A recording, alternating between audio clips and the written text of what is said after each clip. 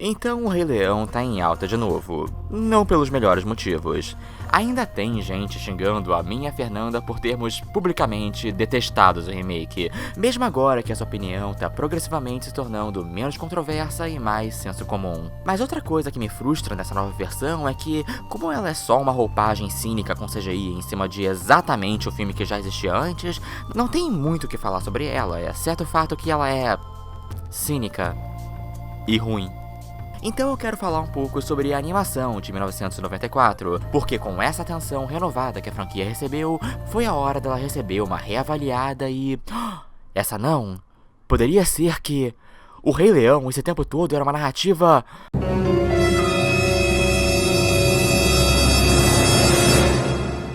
fascista?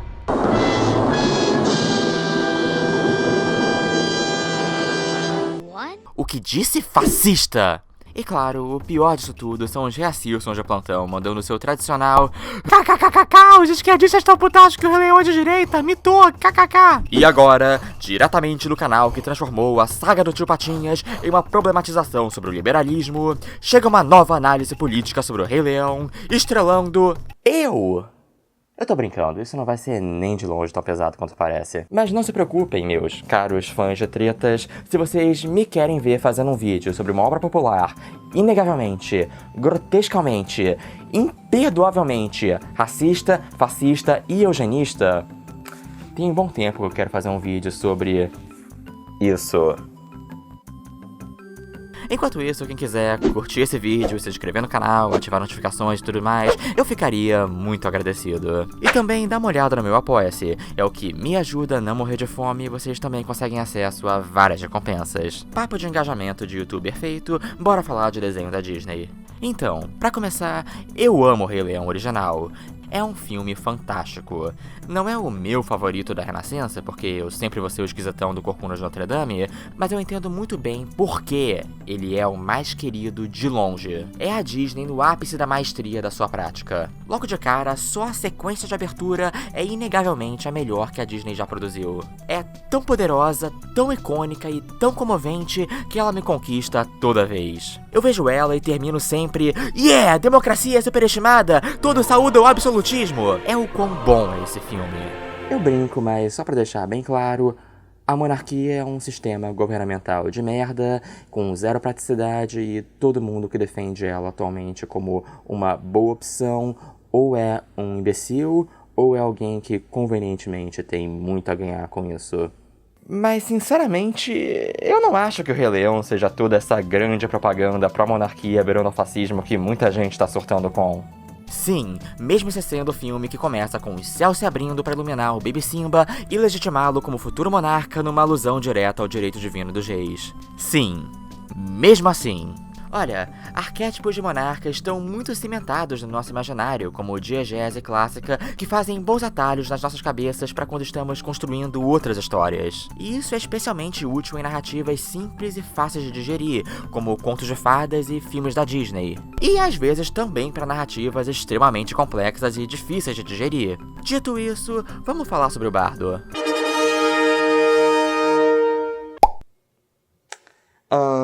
Então, eu tenho que confessar que eu tô muito feliz de fazer esse vídeo e a principal razão é porque eu finalmente achei uma brecha pra falar de Shakespeare sem a certeza de que o vídeo vai flopar e eu vou ter que morar debaixo da ponte e desligar meu canal do YouTube porque ninguém vai assistir. Então, isso me deixa muito feliz, porque eu sou um grande fã e todo esse tempo tendo que conter isso sem poder me expressar em forma de vídeo, tava começando a me surtar um pouco. Ai de ti, pobre Batman. Um pouquinho. Ficar descascaído. Se o Thiago Lacerda pode, por que não eu? A essa altura é uma dessas curiosidades que já meio que virou senso comum, que o Rei Leão é uma adaptação de Hamlet. É tipo a anedota número 1 do filme, ainda mais alta que, ei, você sabia que na verdade é um plágio do Kimba o Leão Branco? Exceto que... não é. Quero dizer, ele também não é tão plágio do Kimba assim, só um pouquinho. Mas principalmente, o Rei Leão não é Hamlet. Tipo, superficialmente é a história de um príncipe cujo tio matou o pai e usurpou o trono, e aí o fantasma do pai aparece pro príncipe pra mandar ele botar a roupa suja pra lavar, ou coisa do tipo, mas é basicamente isso. É tentador fazer esses e outros paralelos fáceis, tipo, Simba é Hamlet, Mufasa é o seu pai, o velho rei Hamlet, Scar é Claudius, Sarabia é Gertrude, Nala é Ofélia, acho que o Zazu é o Polônios, Laerte é o meu pau de óculos, e se você tiver muito bêbado, dá pra dizer que Timão e Pumba são Rosencrantz e Guildenstern. A Disney com certeza parece pensar que sim, já que o Rei Leão 3 é claramente inspirado em Rosencrantz e Guildenstern Estão Mortos, a peça pós-moderna do Tom Stoppard que reconta Hamlet do ponto de vista dos dois personagens mais inúteis da narrativa. Só que Rei Leão e Hamlet, na real, tem nada a ver. E não é só porque a peça já abre com o rei Hamlet já morto e Gertrude casada com Claudius, ou sabe, porque a animação não termina com todo mundo morto. São os temas. Os temas do Rei Leão são completamente diferentes dos temas da peça do Príncipe da Dinamarca. Hamlet é uma reflexão solipsista proto-existencialista sobre a vida ou suicídio, sobre a existência ou inexistência, ação ou inação, sobre... To be or not to be. É, isso. Mas o que realmente não importa pro Hamlet ou pros temas da peça é se ele vai ou não virar o rei. Hamlet tá cagando e andando pra coroa. O que importa é se ele vai ou não conseguir matar o tio em nome da honra. Mas ele não tá pensando nem um pouco em que estado vai ficar o reino. O que, considerando o final da peça, percebe-se. E isso, por outro lado, é justamente o que importa no Rei Leão. A animação é sobre o Simba aprendendo o que é preciso para se tornar um rei digno e, finalmente, aceitar a responsabilidade que lhe é cabida ao invés de fugir para uma vida boêmia. Como personagem, ele é quase o completo oposto de Hamlet. E nesse quesito, tem uma outra peça do bardo que se encaixa muito melhor nisso. Duas, na verdade. Henrique IV, parte 1 e 2, mas especialmente a parte 2. Deixa eu explicar melhor. Essa é uma das peças históricas de Shakespeare que narra a sucessão dos reis da Inglaterra. Ela faz parte da segunda tetralogia dessas peças históricas, também conhecido como a Henríada, que se passa cronologicamente antes da primeira tetralogia. Então sim, Shakespeare inventou a lógica George Lucas de ser. Essa segunda tetralogia consiste de Ricardo II, Henrique IV, parte 1 e 2 e Henrique V. Mas apesar dos títulos, o protagonista de todas essas últimas três peças é o Henrique V. É só que em Henrique IV 1 e 2, ele não é o rei, ele é apenas o príncipe Hal. Puta merda, eu empolguei e deixei tudo confuso, não é? Ok, deixa eu voltar do início. No começo do século XV, a Inglaterra é governada pelo rei Henrique IV, mas o seu filho e herdeiro direto, Hal, prefere passar o tempo vadiando nas tavernas, especialmente junto dos seus melhores amigos, Poins e o velho cavaleiro Sir Falstaff, um beberrão, alegre, trapaceiro e carismático que ensina pra House que os seus problemas ele deve esquecer, que isso é viver, é aprender. Dá pra ver onde eu tô chegando, né? O verdadeiro grande conflito do Simba no filme não é com Scar, é entre a responsabilidade que lhe foi encenada pelo seu pai e a apatia alegre do Timão e Pumba. Assim como Hal, Simba é dividido entre seguir o caminho de seu pai ou de Falstaff. Como o próprio rei famosamente diz na peça, Uneasy lies the head that wears a crown. É engraçado que Hakuna Matata seja essa música tão animada e tão querida, mas o ponto todo dela é que ela representa objetivamente o completo oposto dos valores que o filme defende. Timão e Pumba são deliberadamente a antítese do Mufasa na construção moral do Simba. Mas porque isso é um filme da Disney e eles são os alívios cômicos fofos, eles terminam o filme de boa com Simba, mesmo depois que ele assume o trono. Henrique IV termina com Hal se tornando rei e publicamente renegando e humilhando Falstaff, que depois morre de coração partido. Eita, que fofo! Só zoando, na verdade é uma das cenas mais devastadoras e emocionantes da ficção. Se você quiser se aprofundar e assistir as peças, eu recomendo a primeira temporada da série The Hollow Crown da BBC, que adapta as 2 tetralogias. Eu até acho engraçado que o Henrique IV aqui é interpretado pelo Jeremy Irons, então, pela lógica, é como se o Scar estivesse interpretando Mufasa. Ou, se você quiser uma coisa mais curta e mais redonda, vai atrás do filme Falstaff, Os Sinos da Meia-Noite, dirigido e estrelado pelo Orson Welles. Ele condensa as partes 1 e 2 das peças em um só filme, com foco especial na relação entre Hal e Falstaff, e simplesmente é um filme fenomenal e uma das melhores adaptações de Shakespeare já feitas. Também é uma boa falar que eu não fui o primeiro a traçar esse paralelo. O canal americano Browse Held High fez um vídeo fenomenal uns anos atrás sobre as leituras shakespearianas do Rei Leão. Se o seu inglês estiver bom, eu recomendo muito esse vídeo. Mas então tá, o Rei Leão não é uma adaptação perfeita de Henrique IV. Mas nem de Hamlet. O próprio Scar me lembra menos o Claudius de Hamlet e muito mais Ricardo III. E sim, eu sei que o Rei Leão 2 é meio que Romeu e Julieta, mas eu não me importo muito com Rei Leão 2. A animação pode não ser uma adaptação direta de uma única peça de Shakespeare, mas ele é cheio de tons e temas shakespearianos. Enfim, muitas das peças de Shakespeare eram sobre monarcas, tal qual grande parte da literatura clássica, mas elas não eram necessariamente uma propaganda monárquica, mas uma examinação das várias facetas da realeza. Por exemplo, Ricardo II, a peça que se passa diretamente antes de Henrique IV, é uma grande condenação do direito divino, afirmando que não importa o quanto você se ache predestinado a reinar, se você for um rei merda, você vai ser justamente deposto. Isso é porque, é claro, quando Tio Bill as escreveu, a monarquia era a forma de governo predominante no mundo, logo era simplesmente um tema muito relevante a se abordar e a analisar as suas diversas facetas. É engraçado que ele até escreveu peças que discutem as nuances da democracia, como Coriolano, mas aí é porque ela é uma peça de época passada na Roma Antiga. Então, olha que louco, a peça sobre a democracia é que seria a história de época meio desconexa da realidade em que ela foi escrita. Mas mesmo 400 anos depois, com a monarquia deixada para trás como oficialmente ultrapassada, ainda bem, as peças monárquicas de Shakespeare não se tornaram nem um pouco redundantes, porque pesada ainda se encontra a fronte coroada, o suficiente para isso ser citado até no filme do Homem-Aranha. E por falar nisso, eu entendi a referência assim, Nick Fury, te fuder. Você não vai entender porque não é referência a Star Wars, eu, hein? E aproveitando que eu acabei de falar de Homem-Aranha, pra variar, mesmo sem monarquia por perto, ela ainda pode ser usada narrativamente para tratar de temas de poder e responsabilidade que são absolutamente atemporais.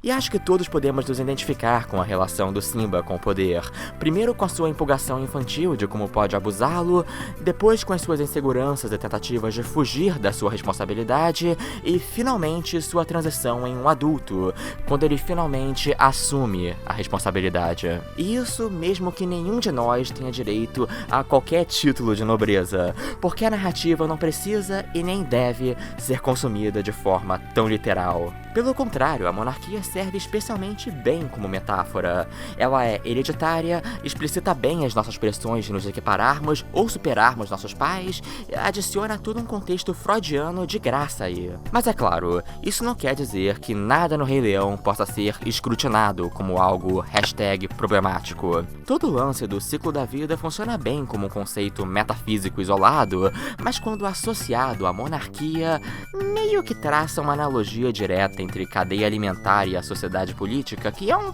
pouquinho hobbesiana demais. Eu não diria que é uma exaltação da monarquia, mas de certa forma é uma narrativa que até certo ponto glorifica o privilégio. Mas até aí o Batman também, e eu entendo como isso pode ser um pouco #problemático, mas como eu já disse antes, você sabe que você pode gostar de uma coisa e ainda assim aceitar um olhar crítico, né? Isso mesmo, obrigado. Eu Quero dizer, a monarquia é usada como um atalho narrativo que facilita certas associações em nosso imaginário, mas é justamente porque a exaltação do privilégio é um negócio que nós temos muito fixados na nossa cabeça. E problematizar isso é uma decisão válida e bem corajosa. É por isso que, por exemplo, Star Wars O Último Jedi foi tão iconoclasta com a mitologia da série, e ao mesmo tempo porque tanto fã odiou. Mais direto ao ponto desse vídeo ainda foi Game of Thrones e as Crônicas de Fogo e Gelo, que é meio que a grande condenação do George Martin da glamorização da fantasia épica desses governos feudais, ou seja, não existe tal coisa como um verdadeiro rei, só um bando de cuzão mesquinho, famintos por tomar o poder, enquanto o povo toma no cu. Mas também tem algumas leituras negativas do Rei Leão que eu sinto que são mais pessoas que não estavam prestando muita atenção. Por exemplo, acho que muita gente vê algo meio pernicioso no retrato das hienas no filme, mas eu acho que é só porque as pessoas encaram ela como representando um outro tipo de classe, ou pior ainda, de raça, o que realmente tornaria todo o lance das hienas como uma grande metáfora um pouquinho preocupante de segregação. O que pegaria especialmente mal para um filme passado na África, feito durante o fim do Apartheid e lançado no ano da eleição do Nelson Mandela. Mas isso nunca foi um problema pra mim, porque eu nunca encarei a alegoria desse jeito. As hienas não são uma classe ou raça diferente dos leões. Pelo contrário, elas também são predadoras e dividem o topo da cadeia alimentar junto com eles. O que o fato delas serem hienas codifica é só que elas querem devorar todos os recursos indiscriminadamente. Se tem uma leitura política contemporânea pra tirar daí, o regime do Mufasa representa um estado mais regulador das leis de mercados contra movimentos predatórios, literalmente nesse caso, que pensa em proteger os mais fracos. As king, you need to understand that balance and respect all the creatures, from the crawling ant to the leaping antelope. O que o Scar defende é um laissez-faire, um liberalismo selvagem, o que é exatamente o que termina por destruir o ecossistema e deixar todo mundo passando fome. Isso inclusive é uma coisa que o live action, Deus abençoe a sua existência patética, tenta muito deixar mais explícito. While others search for what they can take, a true king searches for what he can give. Porque aparentemente o desenho feito para crianças de 7 anos foi sutil demais. Ah, quem eu tô enganando? O pior é que foi mesmo. Então, pra mim, a narrativa sempre foi sobre impedir que os privilegiados abusem do seu poder, enquanto os leões são os animais que buscam não abusar desse poder. Em sua maior parte. Vai, Zazu, vira a bundinha pra mim, vira! Você poderia argumentar que uma estratégia melhor seria simplesmente abolir essa sociedade de privilégio institucionalizado, mas aí seria um tiquinho revolucionário demais pra Disney.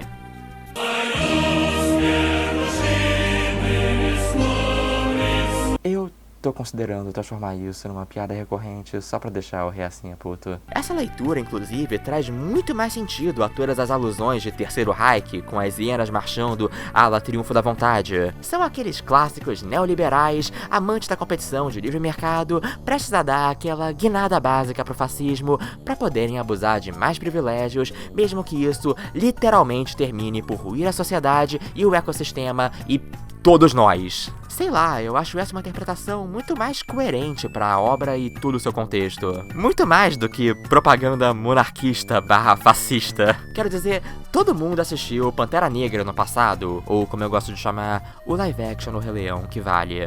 E por isso muita gente saiu do cinema discutindo sobre várias questões sociopolíticas, como racismo sistêmico, a variedade do radicalismo, os perigos do isolacionismo, alguns shades muito óbvios especificamente ao Trump, mas uma coisa que ninguém saiu do cinema pensando é que o filme fosse uma propaganda monarquista. Acho que todo mundo entendeu que Wakanda só é uma monarquia porque isso dá um senso de dignidade a essa sociedade fictícia representando um continente tão ostracizado quanto a África. Mesmo que resolver quem vai ser o legítimo governante de um país na base de um porradão na cachoeira seja uma péssima ideia na vida real, chega um ponto onde você precisa parar de pentelhar e deixar o filme abraçar elementos assim só em nome da dramaticidade. E acho que é mais ou menos isso que acontece com o Rei Leão.